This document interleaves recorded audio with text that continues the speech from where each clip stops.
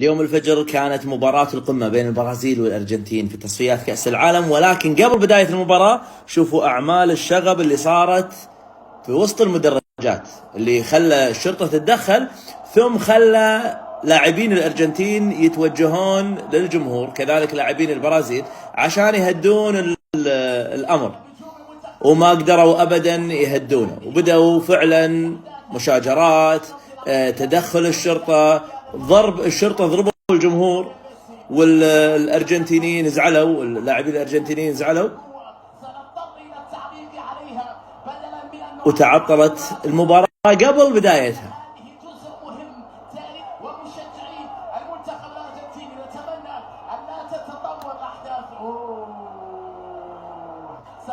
واحتجاجا على ضرب الجمهور من قبل الشرطة، ميسي وفريقه الأرجنتين انسحبوا من المباراة ودخلوا غرفة الملابس.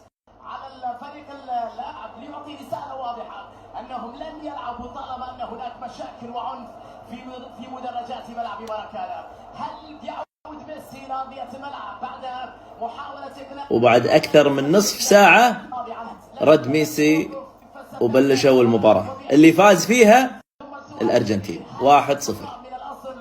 هني حارس منتخب الأرجنتين يحاول أخذ العصا من الشرطي اللي كان يضرب فيها الجمهور الأرجنتيني.